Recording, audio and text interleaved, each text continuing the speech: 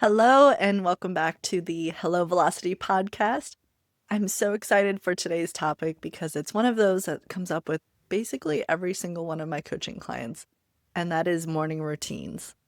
And morning routines are essentially those first few habits that you go through every single morning or most days and really sets the stage for how you're setting up your day. So if we think back to the last episode about our well-being and self-care and how we're filling our cups, this is kind of an extension of that conversation, really specifically honing in on those morning well-being practices because they're so important. And the biggest difference I see with people who are routinely taking care of themselves in the morning or having some sort of morning routine is that they're really intentionally starting their day. They're not just scrolling on their phone, they're not just checking work emails, they're not just consuming the news right away in the morning. They are doing specific things that fill their cup first and foremost, and it really sets the tone for the rest of their day. I see morning routines as really helping us to just be more intentional with our day. We can be more proactive. We're less reactionary. We're able to just simply focus on ourselves in the morning and check in with ourselves instead of just jumping into our day, instead of just starting the rush and the go, which so many people do. It keeps our stress levels really high and it keeps us in almost this fight or flight mode, I've found. But when we're able to slow down in the mornings, take some intentional time for ourselves, we're able to fill our cups more, we're able to slow down, we're able to really think about ourselves and our needs for the day and approach the day way differently with a way more productive and helpful tone for the day. It also helps you just think more clearly the rest of the day.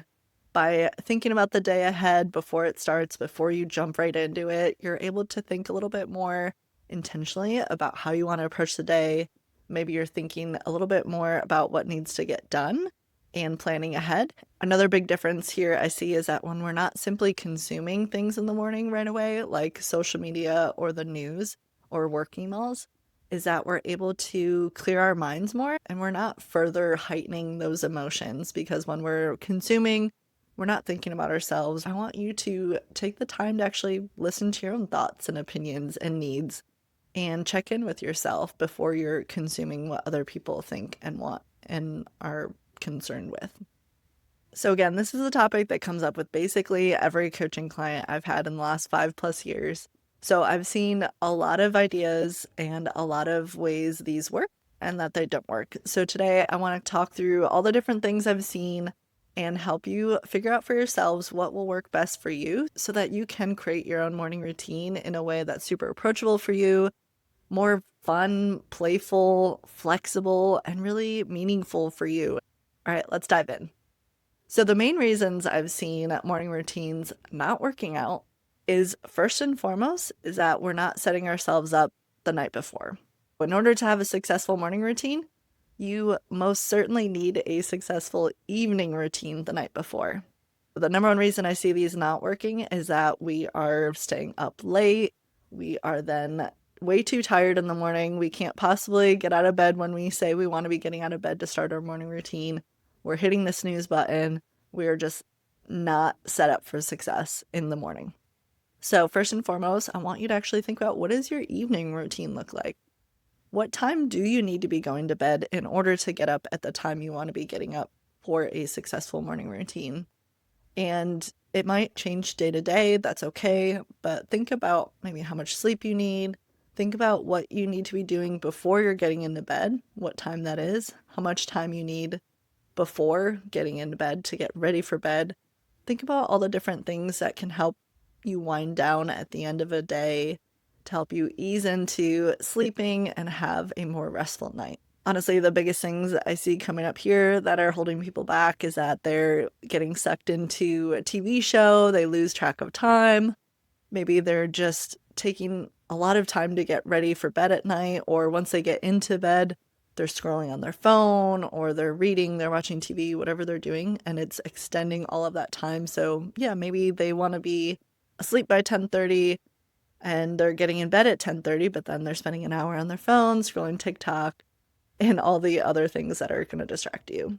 So think about all those different habits at night and be really realistic with yourself of, okay, if I need to be asleep by 10:30, that means I need to be in bed by 10. That means I need to not be on my phone at all in bed. This is a great number one recommendation I have for everyone is just set a rule for yourself to not use your phone in bed. It changes your life. Honestly, I did this almost like 8 years ago, and it's so, so helpful and really great for my mental well being, for my stress levels, and just many different ways. And then even thinking about your winding down routine at the end of the night, some other pieces that really help me and my clients are using the different features on your phone to help you go into silent mode at a certain time so that you're not on your phone or you're not getting notifications at certain times. So when do you need your phone to start winding down so that you're not on it? Do you need to put it in a different room? What are some different techniques that can help you get off your phone and actually get to bed at the time you want to be getting to bed? Another thing I see getting in people's way with their morning routine is that they simply don't know what to do in the morning. Like, what makes a successful morning routine? And this can be a hard one because it's so different for each person. And a related piece that I see here of why this can be so hard for people is that also this has become one of those hot topics in the last few years. There's so many articles out there that say, oh, this successful billionaire, millionaire, this is their morning routine. You should do it too. Well, they're in a very different place in their life than you are, so it likely doesn't make sense that you do the same thing as them. And it doesn't mean that they've always been doing that and that's exactly what led to their success. I think morning routines need to be more specific to each individual and what works best for you. And again, thinking about what fills your cup. So we want to think about not just copying other people's morning routines, being more intentional with what those activities are, because either you're going to come in really rigid and this is exactly what it needs to look like because this person said that's what it needs to look like, or you're going to wake up in the morning and say, okay, now what am I supposed to do? So we need to find that middle ground for you of finding things that work best for you, and we'll talk about that in a little bit. And another piece here of why these don't always work out is that a lot of times we're too rigid and too structured with it. These are a lot of those stories you hear from the successful millionaires, billionaires who have these morning routines that are 3 hours long and they're getting up at 4 a.m. and they're doing these 20 different things. And without that, they wouldn't be where they are today. I'm calling BS on all of that. I'm going to say that you need to find something that works for you and will be flexible with you and your routine and your schedule and your family and everything that's happening on a day-to-day basis. And we don't want this to be something that's going to stress you out. We want it to be something flexible that can work into your lifestyle. And something I found too, even for myself when I first started this a few years ago, is that I was being too rigid with it and too structured. So I had these, 5 things I had to do every single morning. And very quickly, when I had a day or two that I wasn't able to do them, I was beating myself up in my head. Honestly, that's the opposite of what we want to happen. We don't want this to be something you can weaponize against yourself. We want it to be something that's going to lift you up. It's going to fill your cup and it's going to meet you where you're at every single day. So let's make it easier on yourself. Let's make it adaptable. Let's make it flexible. Let's make it something that's more fun and something you want to do. Even thinking about how we approach it differently on weekdays versus weekends, that was another thing that I had to work through too. When mine was so rigid and structured, it almost started to feel like another layer of work, and it was something I had to do, so that when the weekend came, I was like, oh, I'm just not going to do it. It's my day off. I'm not going to do my morning routine. And that also defeats the point because, again, these are supposed to be things that fill your cup, that excite you, that energize you, that make you happy. So we need to figure out how to shift our relationship to this morning routine. And I even think about sometimes the term morning routine in itself is almost setting us up for failure because it sounds so rigid and structured and it doesn't sound fun. It sounds like another thing on our to-do list. It sounds like another piece of work that we have to do. So maybe even thinking about the language you're using around morning routine. Maybe it's more simply morning habits. Or I've played with the term morning rituals, which makes it feel more special and almost more like spiritual in a way for me. And it is more about filling my cup and doing things that I enjoy. And I've really liked playing with the different terms. So maybe think about a different term for you that would make you excited and help you think about wanting to do it or get excited to want to do it and do it consistently. Okay, we've talked about a lot of ways and reasons morning routines don't work out for people. So now let's jump in to the juicy stuff about how we can get these to work for you. First and foremost, my favorite recommendation here, similar to our last conversation about our self-care, is to think about 3 to 7 different activities that fill your cup. And I want these to be really simple things that you could do in 5 or 10 minutes, that you can do on your own, that you can do at home as soon as you wake up, or things that are really simple for you to do anywhere. Some examples of these activities from myself, my clients, things like reading, meditating, journaling, something as simple as making your coffee in the morning by yourself in the quiet, sitting outside, going for a walk, different types of workouts that really light you up and excite you. So think about what those activities are for you that light you up, that would be super peaceful, but also exciting and energizing, and a peaceful way to start your day. And instead of the usual recommendation of, okay, you have to commit to a specific number and you have to do that every single day, I'm going to invite you to do it differently to make it easier for you. And how we're going to do that is you have that list of activities, again, probably 3 to 7-ish. And I want you to practice checking in with yourself each morning and picking at least one thing each morning, especially if you're first starting out and you don't have any sort of routine. This is just a great place to start.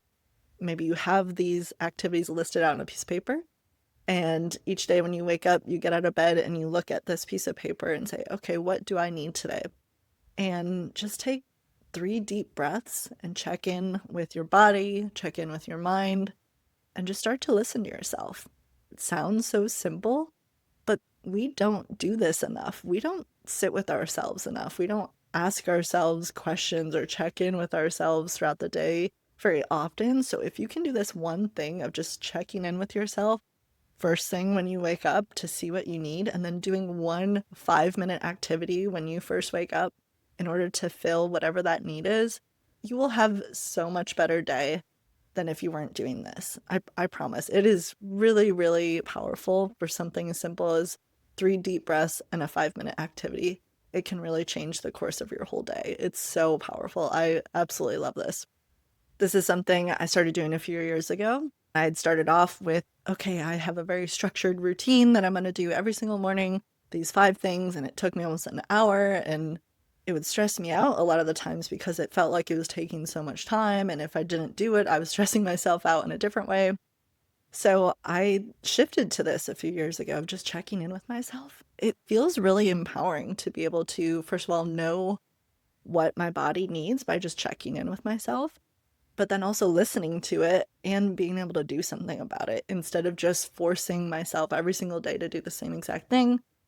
Especially as women too, I think it's something that really helps us stay more in tune with our bodies, and thinking about your cycle as a woman. Every week your body is going through something different for 4 weeks at a time.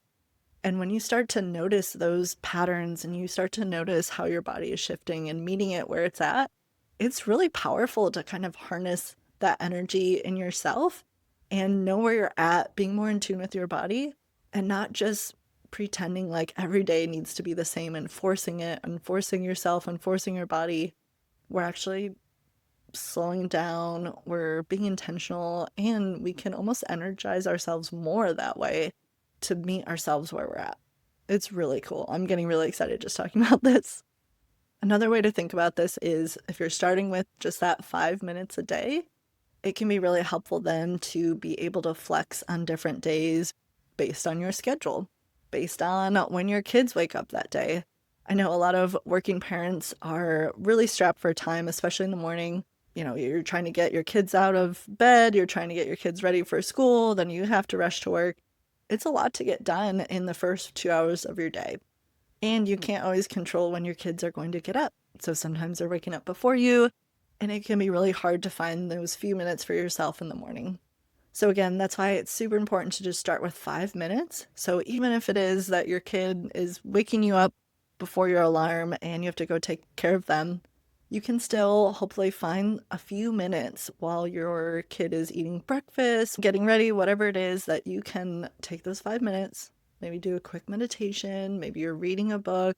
You're just sitting in silence by yourself with some coffee, whatever it is for you. Just find those 5 minutes for yourself, and it will really, really change your morning and the rest of your day. But then thinking about the other days where maybe you do have a bit more time, maybe your schedule is a little bit more open that week, or it's a day on the weekend, and you might find yourself naturally spending more than 5 minutes. You might start to crave more time on your morning routine, and that meditation now becomes a 10-minute meditation, and then you're reading for 2 chapters in the book instead of just one. So, to wrap up today, a few key takeaways when it comes to a morning routine. First, just start with a few activities that can really fill your cup, but things that are super easy for you to do at home right after waking up in just a few minutes' time. Then I want you to think about how you can be flexible with yourself in the morning. So even if you're thrown off track, even if your morning seems a little bit rushed, or even if you're off your schedule, think about how this habit can be flexible with you and think about how you can make it super simple and super supportive of you no matter where you're at and no matter how much time you have. And lastly, just remember we need this to be flexible, and we need to be flexible because our day to day and our week to weeks are going to look different, and that's okay. So we need to meet ourselves where we're at, and we need a routine or a habit or a ritual that's going to really be supportive of us and not something that's going to be forceful or rigid or too structured or something that's not going to feel good for us. Okay, that's it for today. I hope you can try one new activity tomorrow morning to help fill your cup right away in the morning. See you in the next episode.